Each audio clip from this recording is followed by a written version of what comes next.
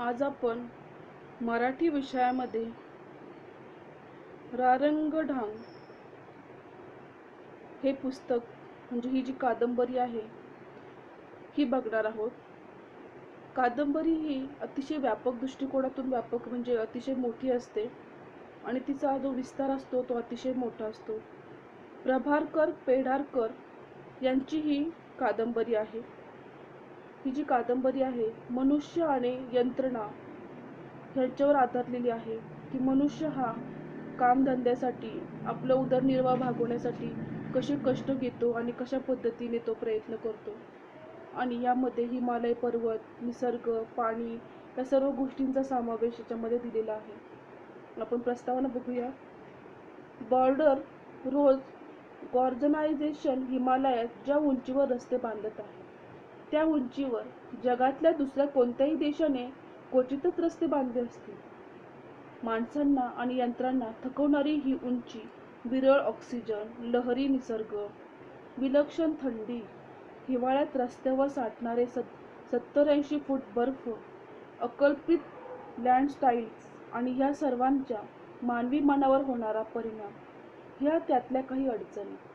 भारतीय सैन्यातील इंजिनिअरिंग विभागाचा मेजर जनरलच्या हुद्द्याचा अधिकारी हा बॉर्डर रोडचा प्रमुख डायरेक्टर जनरल असतो.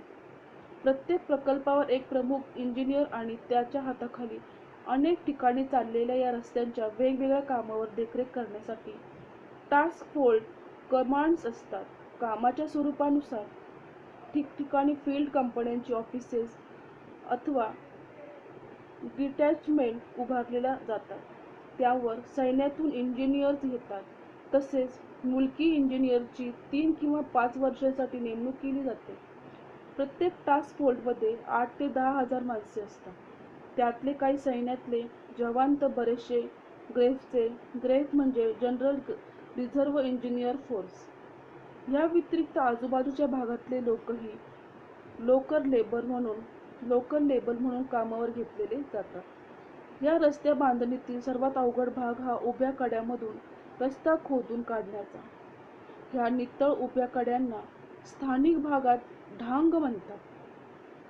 एका बाजूला हिमालय व लहरी निसर्ग, दुसऱ्या बाजूला वेगवेगळ्या स्वभावाची पण सारख्याच जिद्दीची माणसे. निसर्गात आणि माणसात जशी येथे रस्सीखेच व संघर्ष तसाच प्रसंगी माणसातही त्याची ही कथा. बघा याच्यामधून आपल्याला समजते की हा जो पाठ आहे हा हिमालयासारखा उंच पर्वत आणि एकदम कडेला विलक्षण असलेला मोठा भाग तेथून रस्ता खोदून काढायचा आहे. अशा परिस्थितीमध्ये एकदम बेभान झालेला निसर्ग आणि एवढी मोठी उंची यामध्ये रस्ता तयार करण्याचं काम हे अतिशय कठीण आहे. ते तिथलचे जे मेजर्स जवान आहेत, जे लेबर्स आहेत, ते मोठ्या कष्टाने ते काम करतात. आपणही बघतो की बऱ्याचशा ठिकाणी मोठे मोठे पूल बांधले जातात. बऱ्याचशा ठिकाणी जिथं बांधकाम चालू असेल तिथं लेबर्स किती कष्टाने काम करत असतात. आणि हा जो मोठा उंच भाग आहे तो अतिशय उंच आणि रिस्की आहे की तिथं अनेक इंजिनियर येऊन आणि त्याच्या हाताखाली अनेक लोक तिथं काम करतात. जवळपास 10,000 माणसे तिथे कामाला आहेत. म्हणजे अशा प्रकारे हा एकदम मोठा प्रोजेक्ट दिलेला आहे. आणि हा जो आहे हा हिमालय पर्वत किंवा उंच कडा फोडून रस्ता तयार करण्याचा सगळ्यात मोठा भाग आहे. आणि हे जे उभे कडे आहेत त्याला स्थानिक भाषेमध्ये ढांग असे म्हटले जाते. बॉर्डर रोडवर भेटलेल्या अनेक व्यक्तींनी या कथेला जिवंतपणा आणला. त्यांच्यामध्ये केलेली हिमालयातील वास्तव्य हा एक विलक्षण अनुभव. या जवानांच्या अधिकाऱ्यांच्या मनाची उकल आणि त्यांकडे पाहण्याचा बॉर्डर रोडचा दृष्टिकोन ह्याबद्दलची माहिती colonel Jaisingh C Pendse, Shri K S Kulkarni, director armed forces, field at photo division, squadron leader Meenu Vainiya यांनी मला समजावून दिली. डॉक्टर शरद खांबेटे आणि कोर्ट मार्शलचे नियम व कामाची पद्धती त्यातल्या बारीकसारीक तपशिलासह आणि मुख्य म्हणजे बॉर्डर रोडवर अनुभवोत्कट करण्याची संधी मला फिल्म्स डिव्हिजनने दिली. या सर्वांच्या सहकार्य वाचून ही कादंबरी निर्माणच होऊ शकत नाही. म्हणजे ही कादंबरी निर्माण करण्यासाठी बरेचशे मोठ्या तत्त्वज्ञ लोकांनी सहभाग घेतला आहे आणि बरीचशी मदत त्यांना केलेली आहे. श्री श्री पु भागवतांनी माझे हस्तलिखित वाचून एक सूचना सहज शब्दात केली. आत्मनिवेदनाऐवजी त्रयस्थानाच्या दृष्टिकोनातून ही कादंबरी लिहिली तर कादंबरी मीच्या जागी तो असा सोपा वाटणारा बदल करताना पात्रे बदलली, प्रसंग बदलले आणि संपूर्ण कादंबरी नव्याने लिहून आली. कादंबरीच्या आत्ताच्या स्वरूपाचे श्रेय सर्वस्वी त्यांचे. अशा प्रकारे प्रभाकर पेंढारकर 14 जुलै 1981 इथे यांनी ही कादंबरी लिहिलेली आहे. आणि यामध्ये जे काही मोठमोठ्या हिमालय पर्वत किंवा डोंगरामधून जे काही रस्ते खोदले जातात किंवा ते कड्यांमधून जे कष्टाचे काम करून रस्ता तयार करण्याचं काम आहे ते याच्यामध्ये त्यांनी रेखाटलेलं आहे की किती भयंकर प्रसंग आहे, किती भयंकर हे काम लोक आपल्या जीवावर उदारून करत असतात. त्यामध्ये पहिला भाग दिलेला आहे त्यांनी. एक, खाली दूरवर धोकार करत वाहणारी सतलज आणि पहाडावर नागमोडी रस्ता वळणार. कुठेतरी रस्त्यावर पडत असलेली धबधब्याची धार. त्याखाली जाताना सरळ पाणी आत यायचं. जीभ भिजून चिंब व्हायची. मागच्या बाजूला ठेवलेल्या सामानावर भिजलेल्या छतातून पाणी कितीतरी वेळ ठिपकत राहायचं. रस्ता अरुंद होता. खाच खळग्यामुळं हादरे सतत बसत आणि प्रत्येक वळणावर गाडीतल्या सामानाची, माणसाची स्थिती खुळखुळ्यातल्या खड्यांसारखी होती. जितका तो रस्ता खरतड आणि इतका भयंकर तो रस्ता होता की जातानाही लोक अतिशय तिथे एखाद्या खुळखुळ्यातल्या खड्याप्रमाणे आदळत होते. सिमला ते रामपूरपर्यंतचा प्रवास ठीक झाला, पण पुढं ताशी 15 मैलांसाठी वेग राहिला नाही. टास्क फोर्स हेडक्वार्टर्सला पोहोचतो 1 वाजून जाणार आणि 9 स्पिल्स कंपनीपर्यंत तर रात्रच होईल. एका वळणावर ज्ञानचंदन जीप बाजूला घेतली आणि थांबवली. साहब, अभी आता हो. क्या हो गया? हमारे सूबेदार मेजर साहब की जगह है यह. सलाम करके आता हो. आजूबाजूला कुठं बरॅक नव्हती, तंबू नव्हता, मनुष्यवस्तीचे कोणतेही निशाण तिथं नव्हते. ज्ञानचंद 2-4 फुलं उखडून घेतली आणि रस्ता ओलांडून तो खाली उतरून लागला. विश्वनाथ गाडीतून उतरला. रस्त्याच्या कडेला उभा राहून पाहू लागला. पहाडामधून वाहणाऱ्या सतलज पाणी सूर्य माथ्यावर आल्यामुळे चकाकत होते. ज्ञानचंद उतरत होता. तो उतार धोक्याचा होता. जरा पाय घसरला आणि तोल गेला तर सतलजच्या रुपेरी प्रवाहात कोसळला. इतका तो भयंकर असा रस्ता होता. उतारावर पायाच्या खोचल्या होत्या. सरावानं ज्ञानचंद त्या भरभर चढून उतरून खाली गेला. खाली थोड्याशा अंतरावर एका मोकळ्या जागी लहानशा दगडी चबुतरा बांधलेला होता. त्या चबुतऱ्यावर त्यानं फुलं ठेवली. क्षणभर तो स्तब्ध राहिला. मग त्या सलाम केला आणि तो मागं वळला. पाहतो तो विश्वनाथ खाली आलेला होता. विश्वनाथनं जवळून चबुतरा पाहिला. त्यावर चुन्याच्या सफेद अक्षर लिहिलेलं होतं, सुभेदार मेजर प्रताप सिंग. यह है आपके सुभेदार साहब. हांजी. त्याने बघितलं की त्याने जाऊन ते फुलं एका चबुतऱ्यावर खाली ठेवलेले आहे आणि हा तो त्याचा सुभेदार होता. पुढे तो म्हणतो, यह क्या कर रहे थे? चलिए साहब, रास्ते में बताऊं. लंबी कहाणी है. सुभेदार प्रतापसिंह मोठा राजा माणूस. हाताखालच्या लोकांवर जसा त्यांचा वचक तशीच माया आहे. 6 फूट उंच, ताट मोठी करारी आणि दिलदार माणूस. त्यांच्या हाताखाली काम करणाऱ्या माणसाची ही शान असायची. कंपनी रेजिंगले करिता महिनाभर आधीपासूनच तयारीला सुरुवात व्हायची. गाणी, कवायत, कसरत, लोकनृत्य सगळ्यांचाच मोठा दणका उडून जायचा. ब्रिगेड कमांड यायचे होते, त्यामुळे तर मोठी कसूर तयारी चाललेली होती. महिनाभरात थोडीशी विश्रांती नाही. प्रतापसिंगने हाताखालच्या लोकांना तेल काढलं. रेझिंग डेला मोठा समारंभ झाला. प्रत्येक कार्यक्रम रंगला. ब्रिगेडियर खन्ना खूप खुश झाले. बोलावून त्यांनी एकेकाची पाठ थोपटली. रात्री बडा खाना झाला. रमही होती. इतक्या दिवसांचा ताण संपलेला. कोणी जरा जादा घेतली, जेवले आणि मग बहुतेक सर्वजण बिछाण्यावर पसरले. रात्री बाहेरून आलेली मंडळी परतल्यावर कॅप्टन साहेबांनी सुभेदारांना बोलावलं. दुसरे दिवशी पहाटे ट्रक दिल्लीला जायला होता.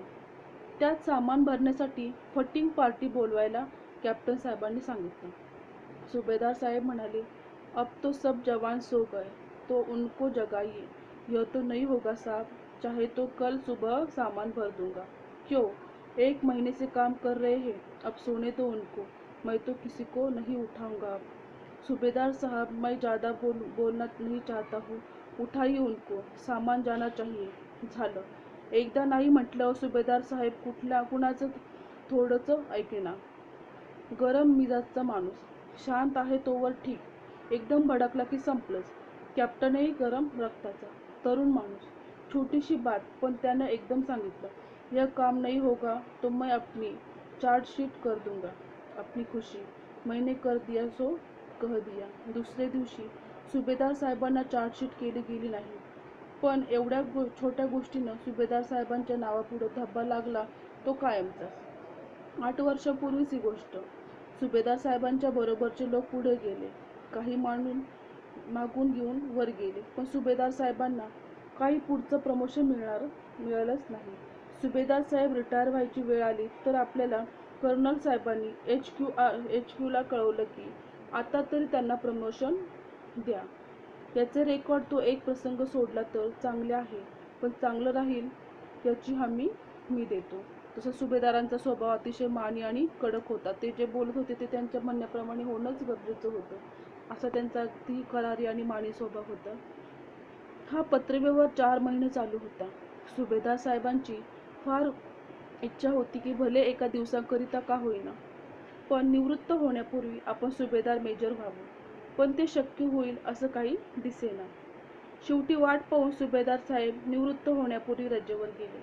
जाताना सांगून गेले, HQ कडून खबर आली तर मला तार करा. त्यांची रजा संपत आली, पण HQ कडून काही पत्र आलं नाही. शेवटी कामावर हजर होण्यासाठी सुभेदार साहेब मुखेरियाहून निघाले.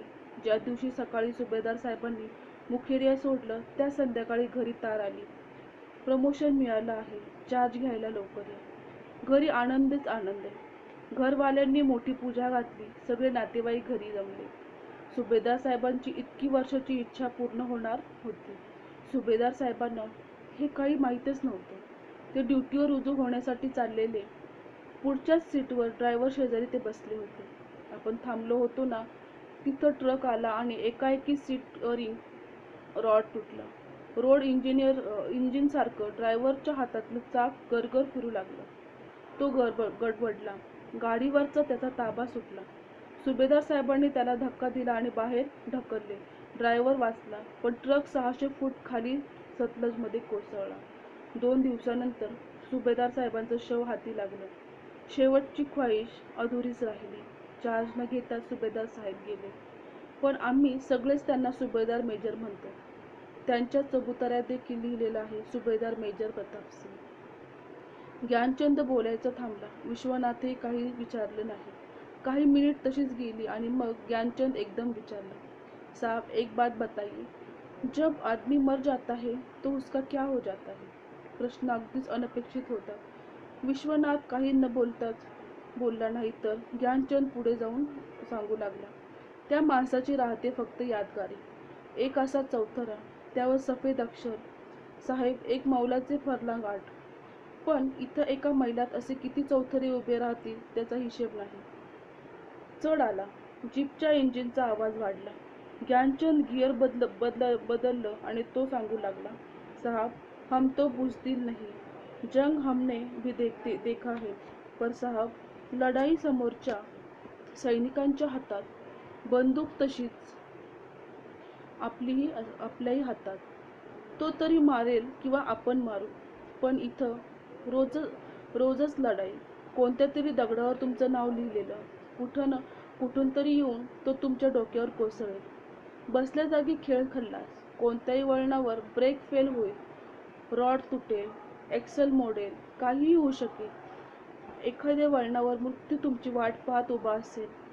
पटकन गाडीत चढेल, तुमच्या शेजारी येऊन बसेल. काही वेळ प्रवास चालू राहील आणि मग तो म्हणेल, चलो दोस्त टाइम खत्म हो गया. आणि मग राहिलं का एक चबुतरा यहाँ और गाव में अपने बाल बच्चे, बीवी और याद, बूढ़े माँ बाप. ज्ञानचंद एकाएकी बोलायला थांबला. एका पाठोपाठ एक वळणी होती. गाडी सेकंदामध्ये घालून त्यानं गती कमी केली. वळणावर गाडी रस्त्यावर अगदी कडेला यायली. खाली फेसाळ वाहणारी सतलज काही क्षण दिसायची आणि फिरून झाडाआड नाहीशी व्हायची. मगा ज्ञानचंद वर्णन केल्यासारखं तिचं रूप उग्र आणि भयावह दिसत नव्हतं. पलीकडं दिसायचं पहाड देखील प्रसंगी इतका कठोर निर्दयी होऊ शकेल असं वाटत नव्हतं. पण ज्ञानचंद सांगितलं की वस्तुस्थिती असावी. ह्या सगळा रम्य सुंदर निसर्गच क्वचित दिसणारा असं भयंकर संहारक दुसरंही एक रूप असावं. इथं येणाऱ्या प्रत्येकाला एक ना एक दिवस त्याच्यासमोर जाण्या वाचून गत्यंतर राहत नसावं. पुढचे कितीतरी मैल कुणीच बोललं नाही. विश्वनाथ त्याच्या विचारात, ज्ञानचंद गाडी चालवण्यात, दोघेही आपापल्या तंद्रीतच प्रवास करीत राहिले. आपण बघितलं आहे की अतिशय हृदयाला स्पर्श करणारा ही कादंबरीची सुरुवात आहे. ज्ञानचंदनी सुभेदाराची इतकी छान एक आठवण सांगितली की ह्या इतक्या भयंकर पहाडामध्ये इतके भयंकर खडतर रस्ते आहे की कोणता दगड आपल्यासाठी ठेवलेला आहे, कोणत्या वळणावर आपण ढासळून पडू शकतो हे आपण सांगू शकत नाही. तर ही इतका अतिशय सुंदर दिसणारा निसर्गसुद्धा एक वेळेस हे नद्या, समुद्र, झाडे, डोंगर हे सुद्धा भयंकर रूप धारण करतात. इथून पुढचा जो भाग आहे हा आपण पुढच्या सेशनमध्ये बघूया.